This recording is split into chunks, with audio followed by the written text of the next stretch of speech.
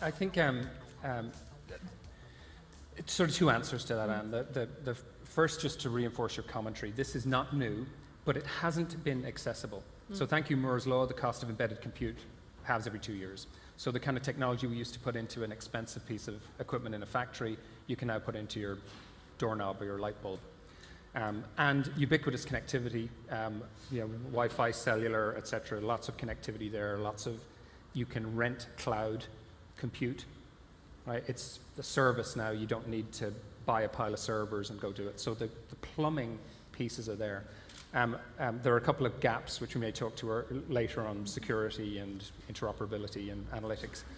But in terms, Anne, of where we would focus, so my first answer would be take all that capability and just put it in place and wait for smart kids usually. Wait for smart people to go deploy it. Don't constrain it. Allow it, the plumbing to deliver whatever it does. The second answer briefly, you're right, there are places, if we allow everything and we don't bring our competencies together, we're probably missing an opportunity. And certainly Brian talked about the aging phenomenon and the opportunity we have here, so that is our focus area. We've got smart city implementations in Dublin, another advantage of our small size, fast pace.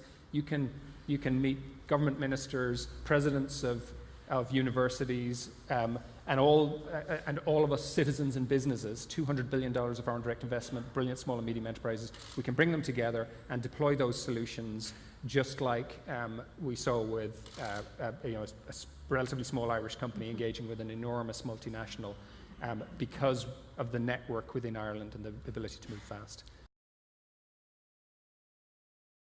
I agree with Philip that we don't know where the next big thing is going to come from. There are whole new areas, and because it's getting cheaper, everybody can really get themselves involved in this area. But for me, there are areas where we have a natural advantage. And one of the problems with smart cities, and I do agree with implementing smart cities, is Barcelona has a smart city, Amsterdam has a smart city. So if you look at Ireland and say, what can we do? Well, we're one of the largest ICT centres in the world, but our real natural resource is in agriculture. And, Europe now is they're removing the cap. There's an opportunity for major growth. And the big debate globally is food and food security. So like we have, something like 90% or 96% of our land is not built on. I know most of you have forgotten what rain is like, but we have a lot of rain and we have a very green country. And in terms of agriculture, particularly in the dairy industry, this is a natural country for dairy.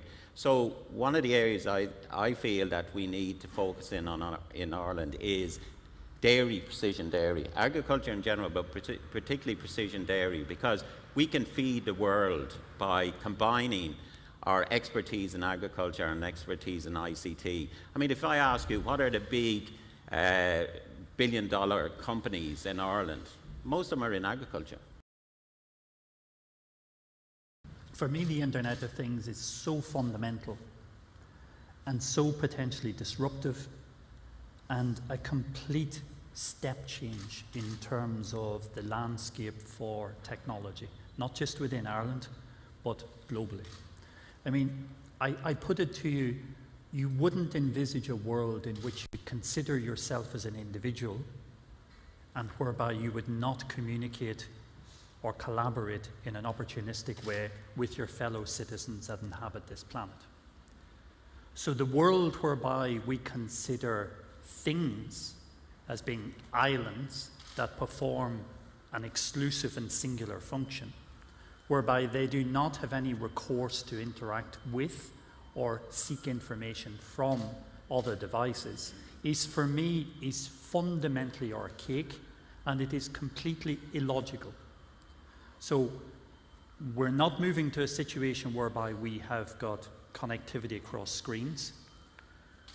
We're not moving to a situation whereby we've got connectivity of people, albeit with very, very large Darwinian oversized thumbs, but rather we're going to have connectivity of everything. That there's opportunistic collaboration, there are collaboration across traditional siloized sectoral boundaries, and a lot of this maintenance of this infrastructure has to occur in an ambient, seamless manner. We always had very clever technology. It's just that it was incredibly expensive.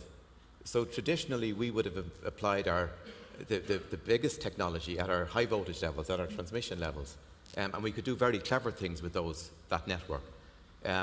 But the big revolution now is that it's now becoming affordable to deploy that technology right down, embedded very, very far down into the distribution network. And that's the big concern for me as a network operator. I've got 2.2 million customers connected to my distribution system.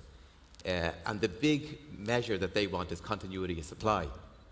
They want good voltage, they want the clean voltage, but they want it available to them 99.99% of the time. And technology is enabling me to bring huge benefit in that space. But it's because it's getting cheaper, and I'm able to embed it further and further into the distribution system.